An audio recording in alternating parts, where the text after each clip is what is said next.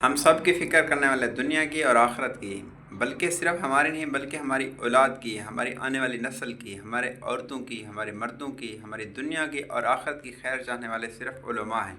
خدا کی قسم خاندانی لوگ ہوتے ہیں لیکن مسجد کی سیڑھیوں میں بیٹھ کر چندہ مانگتے ہیں۔ کس کے لیے؟ میرے آپ کے بچوں کو سبق پڑھانے کے لیے، میرے آپ کے بچوں کو اچھا انسان بنانے کے لیے، ایسا اچھا انسان کہ جو دنیا میں کامیاب ہو اور آخرت میں بھی کامیاب ہو۔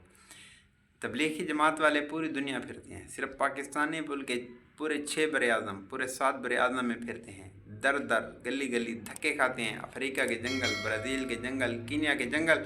خدا کی قسم میری اور آپ کی خیر چاہتے ہیں، صرف ہماری نہیں بلکہ ہماری نسل کی، ہماری اولاد کی، پوری دنیا کے انسانوں کی خیر چاہتے ہیں کہ یہ جہنم سے بچ جائیں، یہ خسارے سے بچ جائیں، یہ نقصان سے بچ جائیں۔ علماء وہ لوگ ہیں خدا کی قسم جو در در کے دھکے کھاتے ہیں، مسجد کی سیڑھیوں میں بیٹھ کر، ہماری جوتیوں میں بیٹھ کر 10-10 روپے مانگتے ہیں، بڑی بڑی داڑھی کے ساتھ، سفید ریش، نیک بندے، خاندانی بندے، بڑے عزت والے بندے، خدا کی قسم 10-10 مانگنے کے لیے مسجد کی سیڑھیوں میں بیٹھتے ہیں، اس لیے کہ میرے اور آپ کے بچوں کو ایک اچھا انسان بنانے کے لیے، ایک بہترین انسان بنانے کے لیے۔ کیسا انسان؟ جو اللہ کو پسند ہو، جس پہ اللہ خوش ہو، جس پہ اللہ راضی ہو جائے۔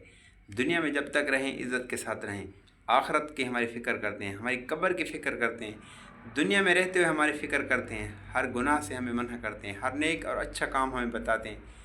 ان لوگوں کی عزت ہمارے دل سے آخر کیوں نکل گئی کہ ہم نے ان کو نشانہ بنا دیا، ہم نے ان کو تنقید کا نشانہ بنا دیا، ہم نے ان کو مارنا شروع کر دیا، ہم نے ان کے پیچھے باتیں کرنا شروع کر دی، ہم ان کی پگڑی اچھالنے لگے، ہم ان کی ٹوپی اچھالنے لگے، ہم ان کو بےعزت کرنے لگے، ہم ان کو سوشل میڈیا پر بےعزت کرنے لگے، ہم ان کو گولیوں کا نشانہ، ہم نے ان کو بمبوں کا نشانہ بنانے لگے۔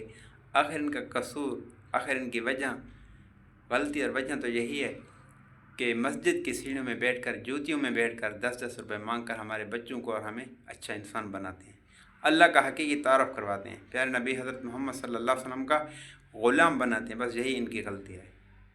تو اس لیے ذرا سوچیں کہ ہم کیا کر رہے ہیں، لوگ کیا کر رہے ہیں علماء کے ساتھ۔